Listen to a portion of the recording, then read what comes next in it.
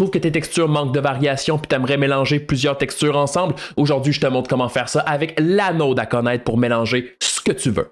C'est parti!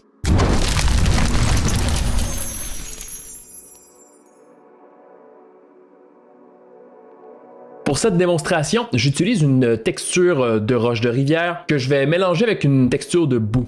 Et pour faire le mélange, c'est très important ici que quand que vous allez télécharger vos textures, assurez-vous d'avoir la map de displacement activée.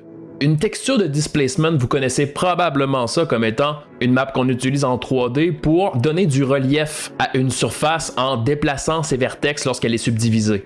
Mais le displacement, il n'y a pas juste pour déplacer des vertex que c'est utile, aussi pour mélanger des textures. Tout ce qui est noir correspond à ce qui est le plus profond dans la surface et tout ce qui est blanc, ce qui est sur le dessus. Par exemple ici, ma texture de boue avec la texture de roche. Basé sur le displacement de la roche, je vais pouvoir faire un mélange qui est beaucoup plus réaliste qu'un seul mix avec un simple slider. En prenant la texture de displacement dans le facteur et en changeant les contrastes, l'information de hauteur du displacement nous donne un mélange beaucoup plus crédible. Ça, c'est dans Blender, mais là, ce qui nous intéresse, c'est dans Unreal. Tout commence avec l'import des textures et ici j'utilise des textures un peu spéciales comme que vous voyez. Ce sont des textures qui sont packées ARM, donc ARM, RGB, dans ce cas-ci Ambient Occlusion, Roughness et Metallic. Et ce genre de texture doit utiliser le Compression Settings Mask, no sRGB. Et pour la texture de displacement utilisée pour faire le mélange, c'est du noir et blanc, donc le Compression Settings à utiliser est Grayscale. Grayscale et aussi, assurez-vous d'avoir sRGB à off. On ne veut pas avoir de correction gamma ici.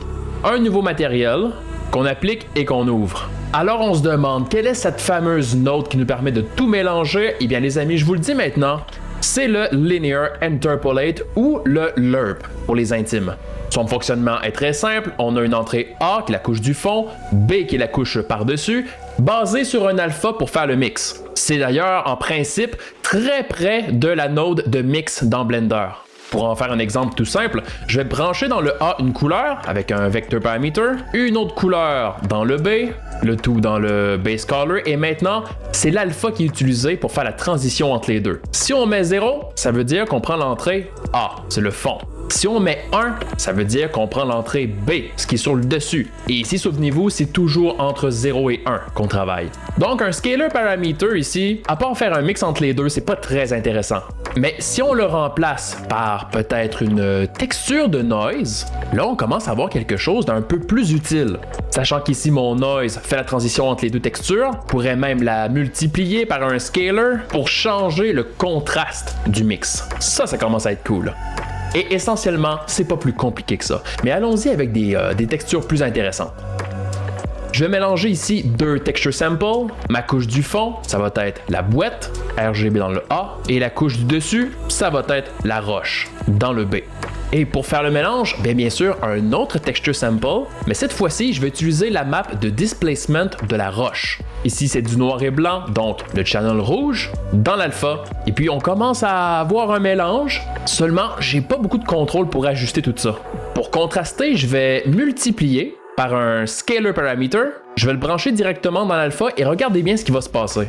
J'arrive à contrôler un peu plus mon mélange, mais si je vais trop loin dans les valeurs, ça a l'air complètement brisé. Et si ça nous fait ça, c'est parce que, je vous rappelle, le LERP fonctionne toujours entre 0 et 1 pour l'alpha. Si on multiplie beaucoup trop, eh bien on dépasse cette étendue, puis ça nous donne des problèmes de shading. Pour éviter ces problèmes-là, avant d'entrer dans l'alpha, on va envoyer une node qui s'appelle le Saturate. Saturate, ça va clamper les valeurs entre 0 et 1 et en plus, c'est une node qui est gratuite. Ça coûte absolument rien pour les performances. Donc, dans l'alpha. À la suite du multiplier, j'aime bien ajouter un Power. Le Power va venir changer l'étendue du gradient pour le heightmap. Les deux scalars par défaut pourront avoir une valeur de 1. Ici, on contrôle le multiplier, mais ici, je contrôle le Power. Et regardez-moi l'effet. C'est exactement ce qu'on veut, puis on peut ensuite retourner sur le multiplier pour avoir l'ajustement exact. Finalement, on pourrait aussi tout offsetter vers le haut, vers le bas, avec un add juste avant.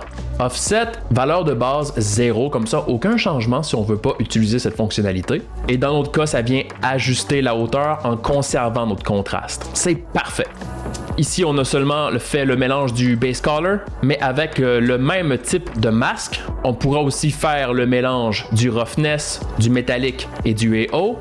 Je réutilise la sortie du masque de height dans l'entrée alpha du LURP pour mes masques. Donc on va splitter à la fin du LURP pour envoyer les signaux aux bons endroits avec le split components. Rouge AO, vert roughness, bleu métallique. Et une dernière fois, la même logique de LURP pour le normal map. Sortie du masque dans l'alpha et la sortie du LURP dans le normal. Regardez-moi ça. C'est-tu pas beau à voir avec le normal, le roughness et tout ce qu'il faut? Donc j'espère que vous saisissez maintenant l'importance du LURP pour faire le mélange de vos surfaces. Puis tant qu'à ça, like puis donne un petit commentaire, ça m'aide beaucoup. Puis on va se revoir dans une prochaine vidéo très bientôt où je vais explorer encore plus le mélange des matériaux. Donc sur ce, moi je vous dis à la prochaine.